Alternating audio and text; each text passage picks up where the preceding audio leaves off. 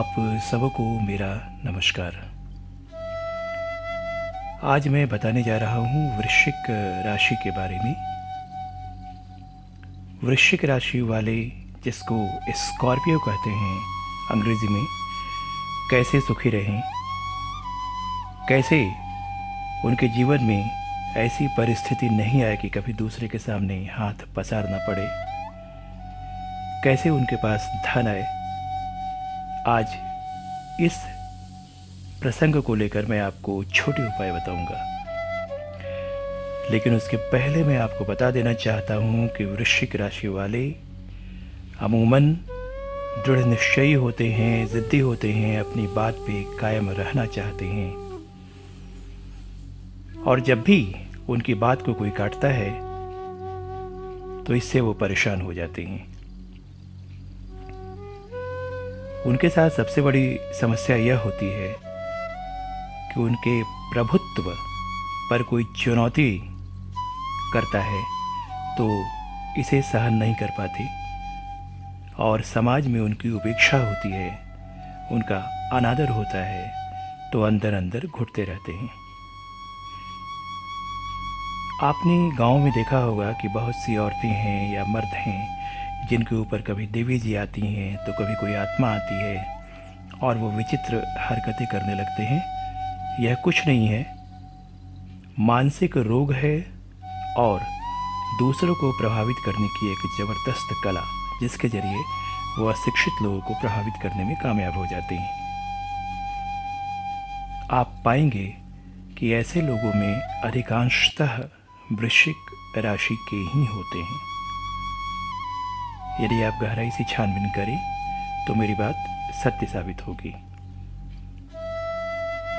जब भी कोई मानसिक रोग इन्हें घेरता है तो ये अपने आप को कहीं न कहीं किसी देवी या देवता से जोड़ लेते हैं और यह समझते हैं कि उनके भीतर कुछ ऐसी अलौकिक शक्ति आ गई है जिसके जरिए वह समाज को, देश को या लोगों को एक नई दिशा दे सकते हैं, या तो निर्माण कर सकते हैं या विध्वंस कर सकते हैं। लेकिन ये बातें कल्पनाओं तक ही सीमित रहती है।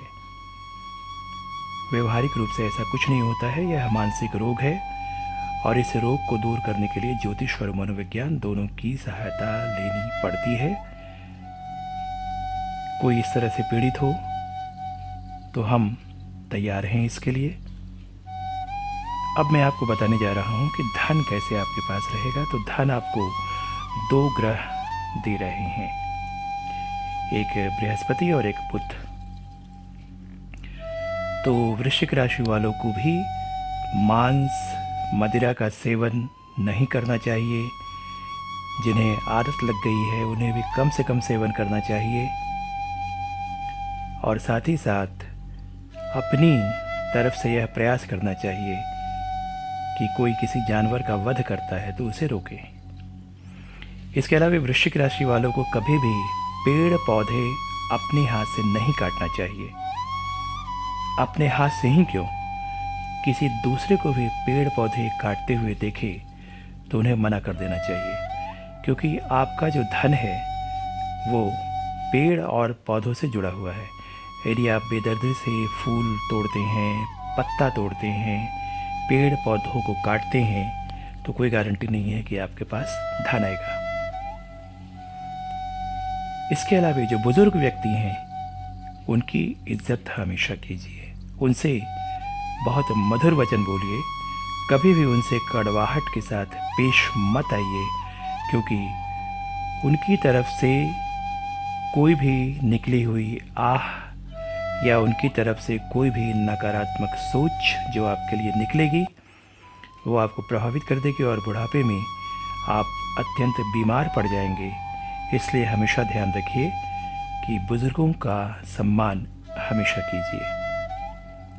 देखिए, मैंने ये दो छोटी छोटी बातें बताई हैं, बुज़ुर्गों का सम्मान और पेड़ पौधों को नहीं काटना।